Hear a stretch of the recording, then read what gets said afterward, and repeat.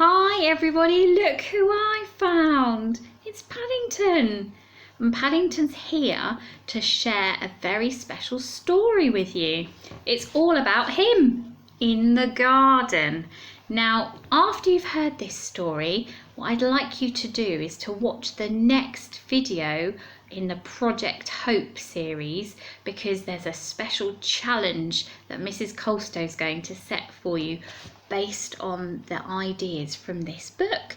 So listen carefully to the story and enjoy it, and then hopefully we'll look forward to you all joining in with our first challenge. Here we go. Paddington in the garden. Are you excited, Paddington?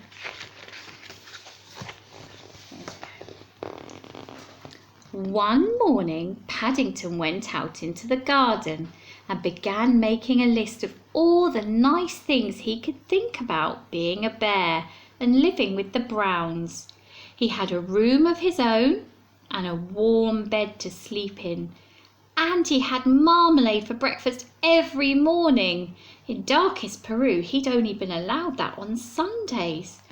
The list was so long, he nearly ran out of paper before he realised he'd left off one of the nicest things of all. There he is making his list. The garden itself. Paddington loved the garden, the Browns' garden. Apart from the occasional noise from a nearby building site, it was so quiet and peaceful it didn't seem like being in London at all. But nice gardens don't just happen. They usually require a lot of hard work, and the one at number 32 Windsor Gardens was no exception. Mr. Brown had to mow the lawn twice a week, and Mrs. Brown was kept busy weeding the flower beds. There was always something to do. Even Mrs. Bird lent a hand whenever she had a spare moment.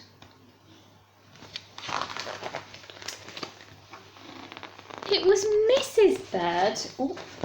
Mrs. Bird who first suggested giving Jonathan, Judy and Paddington each their own piece of the garden. "It will keep certain bears out of mischief," she said. I think they're talking about you, Paddington. "And it will be fun for Jonathan and Judy as well." Mr. Brown agreed it was a very good idea, and he marked out 3 plots at the far end of the lawn. Paddington was most excited. "I don't suppose there are many bears who have their own garden," he exclaimed. Early the next morning, all 3 set to work.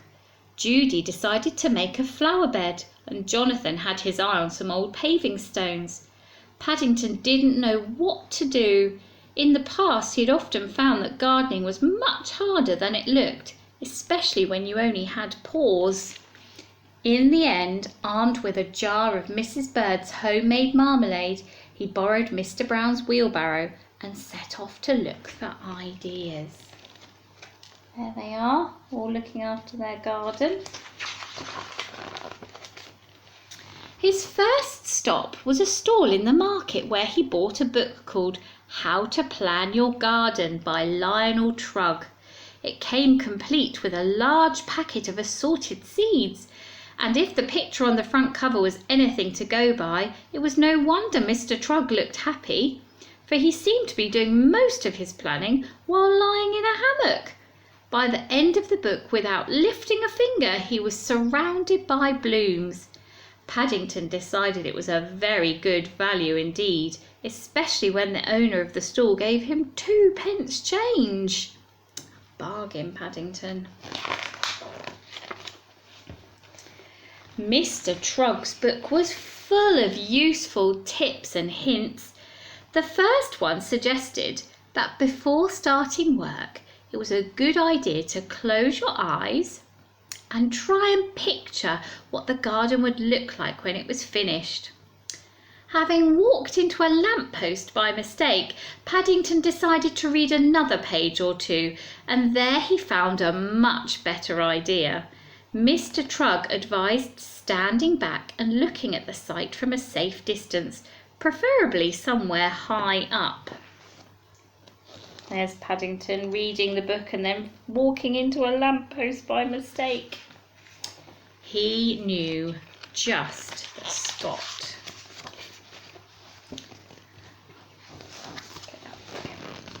By the time Paddington reached the building site near the Browns' house, it was the middle of the morning, and the men were all at their tea break.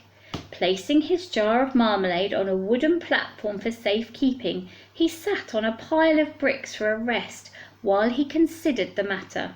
There was no one about, and there was a ladder nearby. Oh, Paddington, what mischief you get up to. Mr. Trugg was quite right. The Browns' garden did look very different from high up. But before he had time to get his breath back, Paddington heard the sound of an engine starting up. He peered through a gap in the boards. As he did so, his eyes nearly popped out. On the ground just below him, a man was emptying a load of concrete on the very spot where he'd left his jar of marmalade. Paddington scrambled back down the ladder as fast as his legs would carry him, reaching the bottom just as the foreman came around a corner. "Is anything wrong?" asked the man. "You look upset."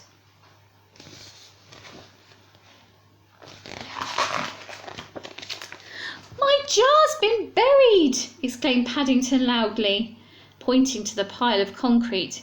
"It had some of Mrs. Bird's best golden chunks in it too." "I won't ask how your jar got there," said the foreman, turning to Paddington as his men set to work clearing the concrete into small piles, "or what you were doing up that ladder." "I'm glad of that," said Paddington, politely raising his hat. You're a very polite bear, Paddington, aren't you? Very good manners. Suddenly there was a whirring sound from somewhere overhead, and to Paddington's surprise, the platform landed at his feet. "My marmalade!" he exclaimed thankfully. "Oh, Paddington, you hadn't put it on the ground after all." "Your marmalade?" repeated the foreman, staring at the jar. "Did you say marmalade?" "That's right," said Paddington. "I put it there ready for my elevenses. It must have been taken up by mistake. Now the top's come off."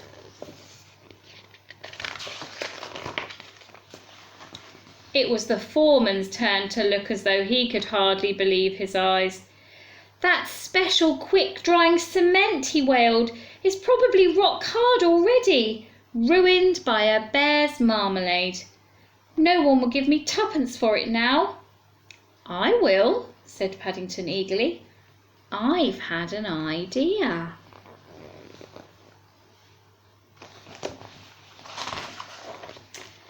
Paddington was busy for the rest of the week. When the builders saw the rock garden he had made, they were most impressed. Well, very creative, Paddington. And the foreman even gave him some plants to finish it off until his seeds started to grow. "It's National Garden Day on Saturday," he said. "There are some very famous people judging it. I'll spread the word around. You never know your luck." Wow, what a clever idea you had, Paddington. The foreman was good as his word, and on Saturday half of the neighbourhood turned up at number 32 Windsor Gardens to see the judges arrive. Paddington nearly fell over backwards with surprise when he discovered that no less a person than Mr. Lionel Trugg himself was leading the procession. "It's very good of you to get out of your hammock, Mr. Trugg," he exclaimed. Not at all," said Lionel Trugg. "My pleasure. I must say I love your orange stones. Where did you find them?" "I didn't," said Paddington. "I think they found me, thanks to the builders."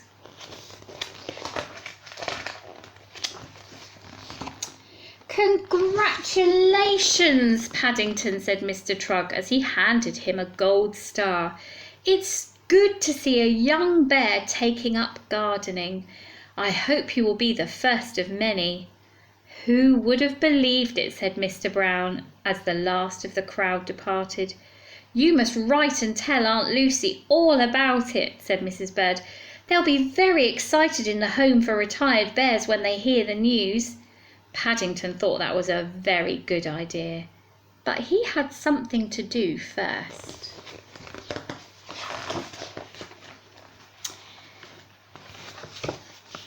He wanted to add one more important item to his list of all the nice things that there were about being a bear and living with the Browns. "Having my own rock garden." Then he signed his name and added his special paw print just to show it was genuine. Wow, look at Paddington's list. So long. So many things that he has to be thankful for about being a bear. I hope you enjoyed that story. Did you enjoy it, Paddington? Excellent. Well, make sure that you check out the next video with Mrs. Colstow, who's going to share an exciting challenge that we'd love you all to get involved with, all so that we can all be part of working together in our Hope Project community. I look forward to sharing the next challenge with you soon. See you.